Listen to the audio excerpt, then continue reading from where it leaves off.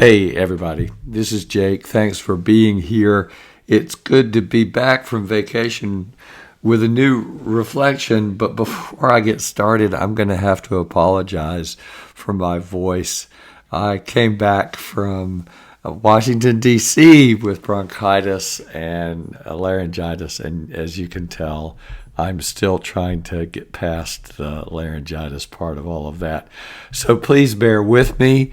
This week we're turning to Genesis and reflecting on the story of Jacob wrestling with God, as one does. And now let's turn to wrestling with God. My maternal grandparents were post-World War II immigrants from Austria. Like my mom had done 2 years earlier, they had crossed the Atlantic in a ship's steerage compartment and entered the United States through Ellis Island. I lived with the three of them until I left for college. After supper on Saturday nights, Grandma and Grandpa would sit in the living room and watch live Atlanta wrestling on their tiny black and white TV. I joined them sometimes. This was the 1970s. WWE had not yet turned wrestling into the entertainment spectacle that we know today. Back then, a local station broadcast the matches from one of their studios in front of a small live audience. My grandparents loved it. It just looked fake to me. And that remained my enduring impression until I watched my son Andrew's first high school match. As soon as the whistle blew, my heart was in my throat, and I had to remind myself to breathe. It wasn't just the speed and the power of the grapplers. It was their ferocious determination to win. And the realization that the winning and the losing were entirely on the shoulders of each individual wrestler. Of course, there are weight classes for the sport. 14 classes are designated by maximum weight. Light wrestlers can move up one class, but no wrestler may fight down. Somebody in the 144-pound class, for instance, can move up to 150, but officials won't allow a 113-pound David to square off with a 215-pound Goliath. To sum up, from a human point of view, wrestling is about winning, and that's all up to each individual wrestler. Taking on a significantly oversized opponent is out of the question, and since moving down could give the bigger wrestler an unfair advantage over the smaller, heavier wrestlers don't have that option. I've raised all of this to help us think about the story of Jacob wrestling with God in the dark along the banks of the river Jabbok. Let's start with the most obvious contradiction from the summary above. Jacob is a human being. God is the supreme being. This looks like an infinite mismatch. You might even say that God was moving a long way below the divine weight class, but as I'll explain below, Jacob's idea of wrestling is not God's idea of wrestling. So let's turn to Jacob. Given what we know about him up to this point, it's safe to say that he got into this match with the intention of winning. I mean, just look at a few biographical details. Jacob was the second born of twins, and even as he emerged from his mother Rebekah's womb, Jacob was grabbing at his older brother's heel to take his place. Later, as a young man, Jacob swindled Esau, his brother, out of his birthright, conning his blind father Isaac unwittingly into the deal.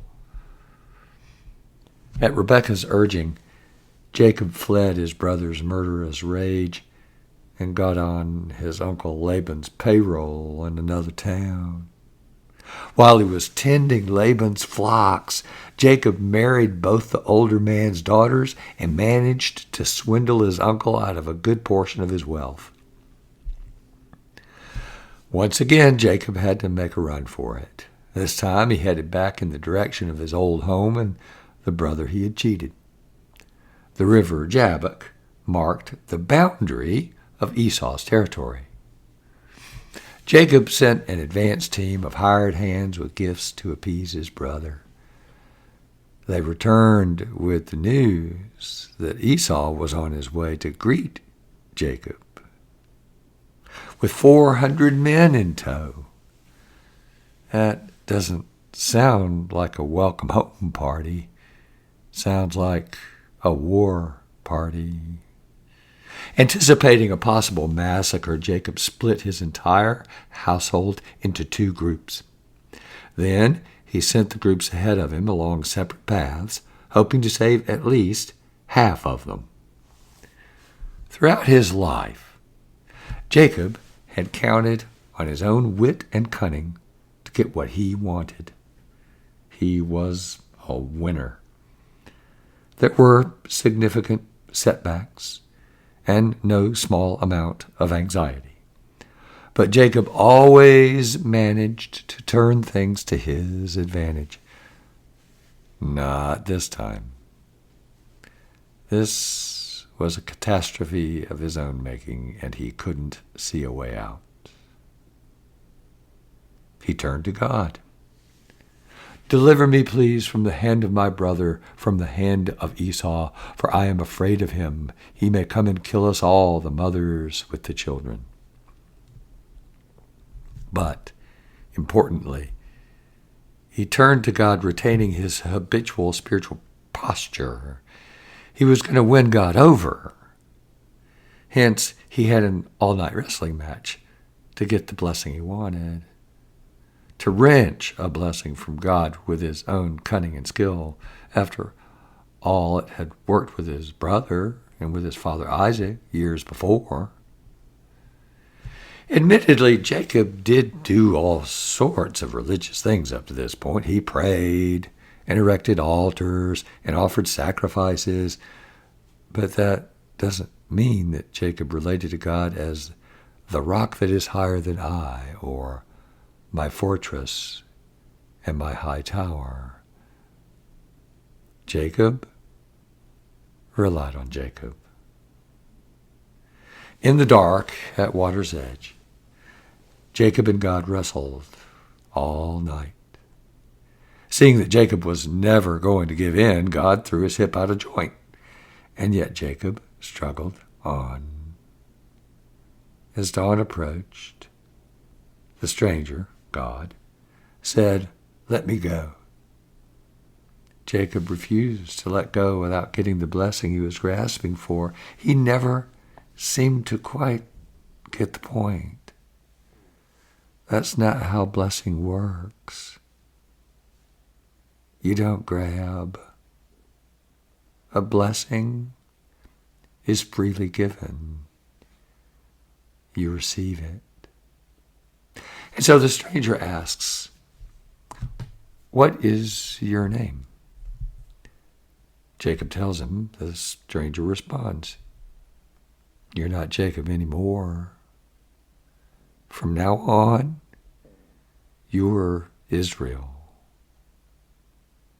You see, Jacob means the one who grabs what he wants for himself. Israel is the one who wrestles with God.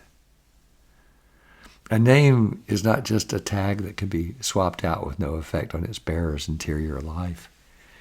It indicates a person's true self. Jacob had always defined himself in relationship to himself. Israel defines himself in relationship with God. Crucially, that relationship is not meek, unquestioning submission.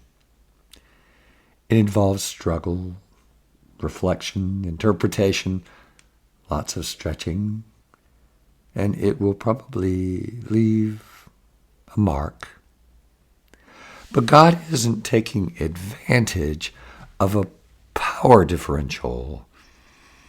God is engaging Jacob's restless, often confused soul as long as it takes. As long as it takes Jacob to learn to love what God loves, how God loves it. God is doing just the same thing for you and me.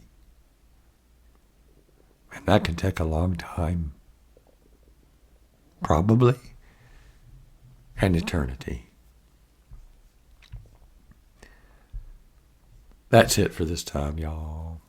And I'm really sorry about my voice. I hope for the next podcast it will be all back to normal and the same voice you're accustomed to hearing.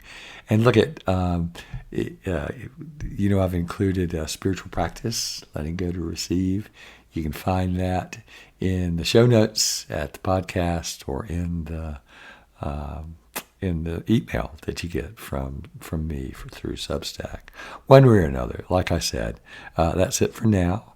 And until next time, be well and God bless.